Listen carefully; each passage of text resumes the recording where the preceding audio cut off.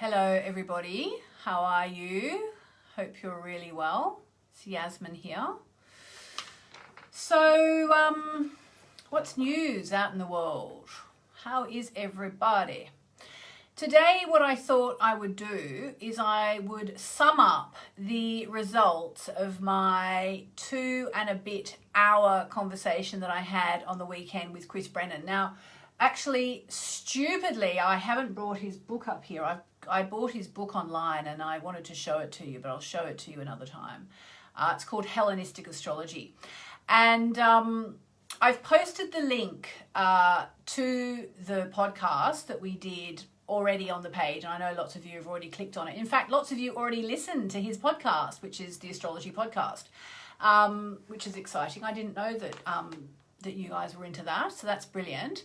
And for those of you who haven't seen the link, I've actually posted the link here as well. So in a nutshell, Chris Brennan and I talked about the void of course moon, which we here, you and I, have been talking about on and off a lot, especially in the last month or two since the inauguration of Joe Biden, when we looked and we saw about the void of course moon on the day of the inauguration and what that meant, and which sent me on a little voyage of discovery, which kind of made me dig into something I knew vaguely about. I knew it existed, but I'd never looked into it. And as it turns out, it's actually, by the way, a 2,000-year-old technique that we've been talking about.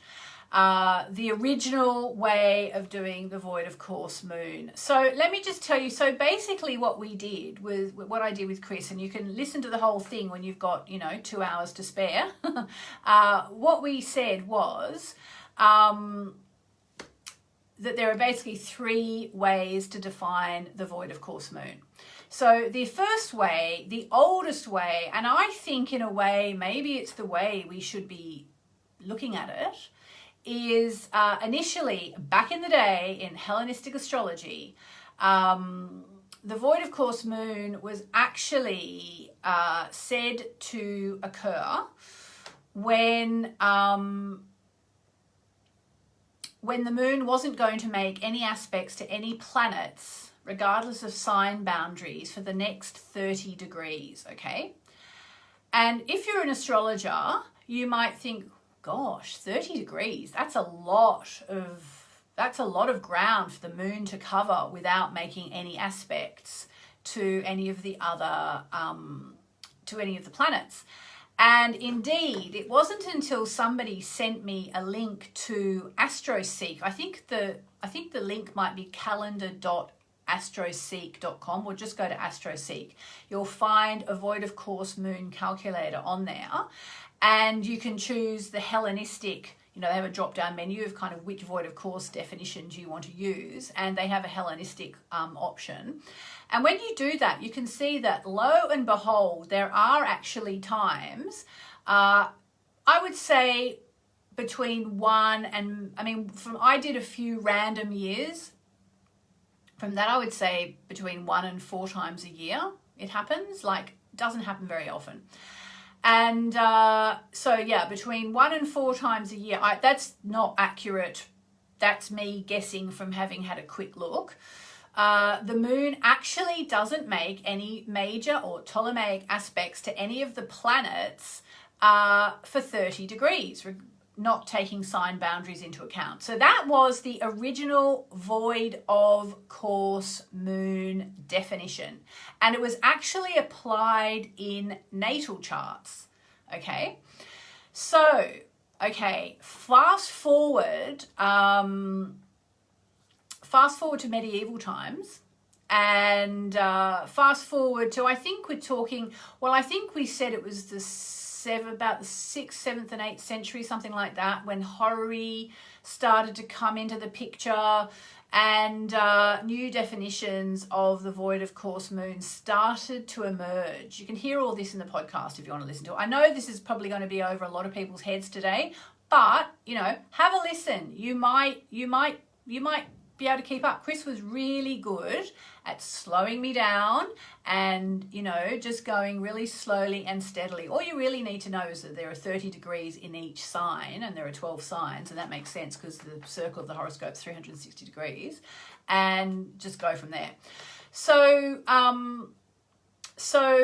the medieval version, or as Chris calls it, the modern version, because he's a Hellenistic astrologer. So for him, you know, the medieval version is the modern one, is that the moon goes void of course when it's made its last aspect to any of the planets before it changes signs. Now, when you do this, the moon basically goes void of course every 2 and a bit days, because it goes void of course barring any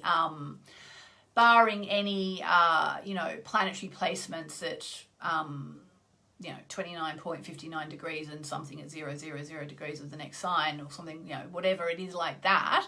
Basically, you know, overall, you can say that the moon goes void of course every time it leaves a sign. So in which case you get, I suppose, what, about, I mean, I don't know, lots and lots, hundreds of void of course moon occurrences every year. And we talked about this, and if you listen to the podcast, you'll hear we discussed a fellow called William Lilly, who is really just one of the standout astrologers of, you know, all time. And he very much popularized horary astrology, which some of you will have heard me talk about, which is basically, it's when you ask a question of a horary astrologer. So it's a chart cast for the moment that the question is asked and understood. And so, you know, if you say to me, is my husband coming back to me? The moment I get that question, you ask and I understand it, I cast a chart, and then looking at what's called significators, you can make some decisions. It's not a foolproof method. I know that for a fact, because I've seen some of the best horary experts in the world get it right, and I've also seen them get it wrong. So it's not foolproof, but it's pretty darn interesting as a subject. Anyway, William Lilly is the guy, the astrologer, who really popularized this. And he's the one who we kind of almost have to blame for popularizing the sort of second version of the void of course moon, which is, as opposed to the moon doesn't make any Ptolemaic aspects to any planet for 30 degrees regardless of sign boundary. With horary from the 6th, 7th, 8th century, and then through to, you know, William Lilly and all this, I'm not so good on the dates. You know, I'm not great on the dates. That's when the second void of course moon definition kind of came into greater use. Okay. Now, wait, there's more. There's kind of a third definition, which if you listen to the podcast, you'll hear we kind of jokingly categorized as the Wardian void of course moon, because it was actually something picked up by a UK astrologer called Sue Ward, who I've actually never met, but I know she's an astrologer of great repute. And from what Chris said, I understand that Sue Ward actually took the time, which is extraordinary research in my opinion, to go through every single chart that William Lilly uses in his seminal and iconic book, Christian Astrology. And from that, she understood that William Lilly was actually using not just the moon doesn't make another Ptolemaic aspect before it changes signs definition. She also said that, you know, he sometimes used a different definition, which was that, I think it was, the moon isn't making any aspect for 10 degrees. Even if it's in the middle of a sign, it's not connecting with any of the other planets for 10 degrees as it travels, regardless, again, of sign boundaries. So that's the really weird thing, is that we don't know is, you know, therefore, what the heck is going on? Because, you know, for one thing, this this new definition kind of sprang up. And for another thing, you know, William Lilly seems to use whatever system works for him or he feels like using on any given day. And I said to Chris, we don't actually know if, you know, we don't know. And if, honestly, if Chris doesn't know, I think probably no one knows because he's really, really well read. We don't know if William Lilly was just being a sloppy astrologer or if he was testing all of this and coming up with this definition based on his, you know, extensive horary charts that he cast.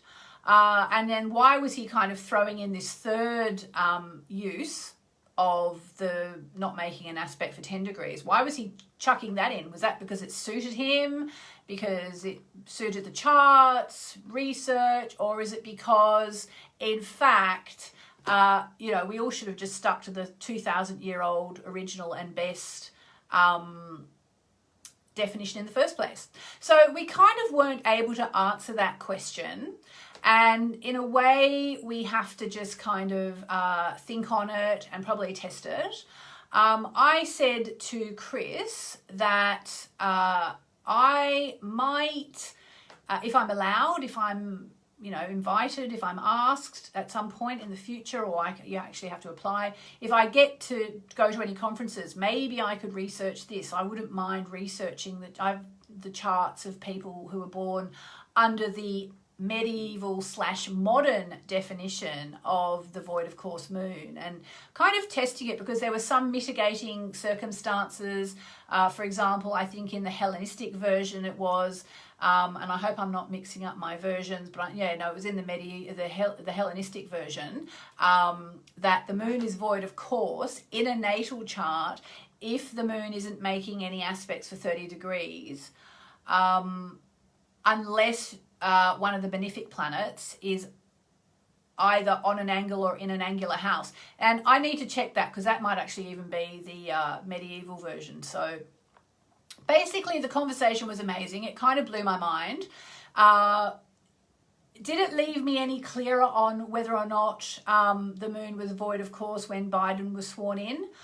Well, I kind of think it did, and I kind of think that I will be coming down on the side of the 2,000-year-old Hellenistic version of the void of course moon in future, because I don't know, I just feel like we should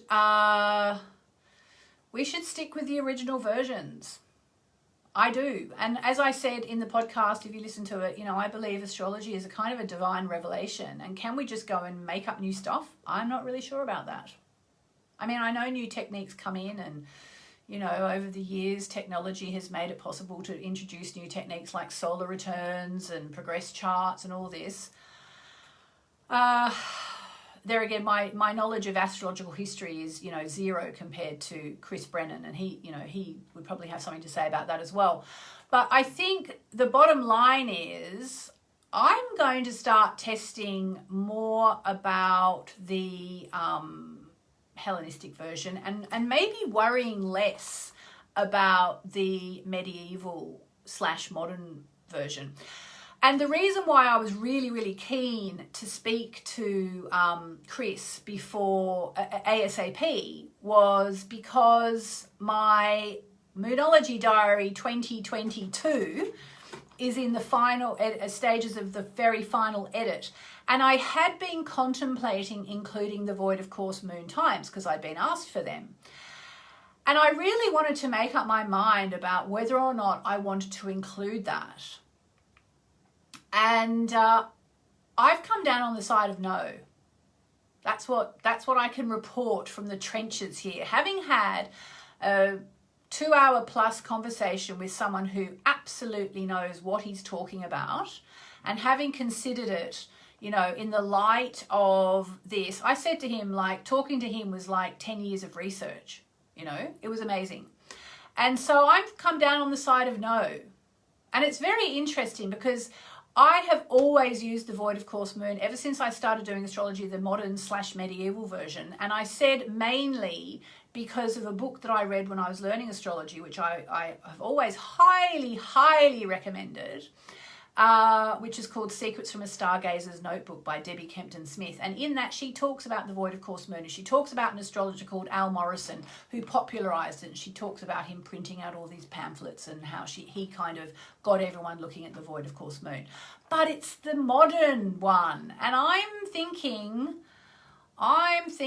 medieval. I'm thinking Hellenistic. Sorry, I'm just trying to think if that mitigating factor regarding one of the benefic planets being in one of the angular houses is actually medieval or Hellenistic now. I can't remember. I have to go back and have another look. But I'm coming down on the side of the Hellenistic one, which basically means I need to go back and read those texts, which thankfully people like Chris Brennan and others have taken the trouble to translate. So there you go. All very amazing. And I would strongly recommend that you, if you're interested in astrology and you're learning astrology, have a listen. You will learn something. And if you, and Chris actually does this podcast on a very regular basis. I've put the link in the description above, but you can also get it at astrologypodcast.com. You can just go there, astrologypodcast.com, and that will take you to a page with links to the video, because we did it on video and also just as an audio. So it's very interesting. I'm sorry I can't remember about the mitigating thing, but you'll hear that in there. I really can't remember. I remember actually as we were talking, I remember thinking I should ask Chris again, was it the Hellenistic or the medieval version that had the mitigating angular benefics? But I didn't ask him at the time, and now of course I can't remember, so I have to go back and listen. So anyway, the long and the short of it is, astrology is an amazing thing. And, it's like, this is 2,000 years old, this thing we're talking about. 2,000 years old. It's amazing.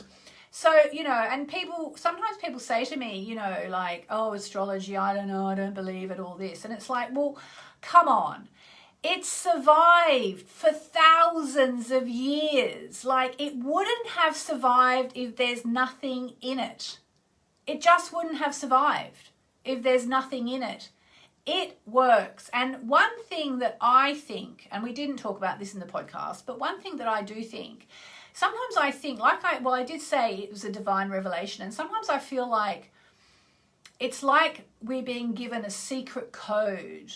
Someone's saying it's the mathematics of the universe, yeah, or at least of our solar system, but I guess of the universe, if you take in the fixed stars. But it's like we are being given a secret code to look at. Anyway, it was very interesting. I highly recommend listening to the podcast if you're into astrology. Some of it will go over your head, but just remember there are 30 degrees in each sign. There are 12 signs. All the planets are going to be on different degrees at any given moment. The moon will be on different degrees at any given moment. But there's, in Aries, there's 30 degrees, starts at 0, ends at 29. In Taurus, there are 30 degrees, starts at 0, ends at 29. So your sun, for example, whatever sun sign you are, say if you're a Leo, your Leo will be on one of those, your sun will be on one of those 30 degrees of Leo. Okay, so just as long as you know that, you can probably understand the whole thing. And actually, I'm going to check Chris's page to see if he's put some references, because he was talking about some, ancient astrologers. I mean, the guy is, doing astrology a big favor with all this kind of looking into the past. I've always been very much a modern astrologer, which is why all this stuff, astrology's, and he did say, actually, funnily enough, I was kind of arguing, at one point he said, it's quite funny, because he said, he's the, the ancient Hellenistic astrologer and I'm the modern astrologer. And we kind of ended up me arguing for the old one, the old version, and him arguing for the modern version, which was really funny, because I've always been very much into modern astrology and all the, I've read pretty much every Every seminal, iconic book in modern astrology, I would say pretty much I've read all of them.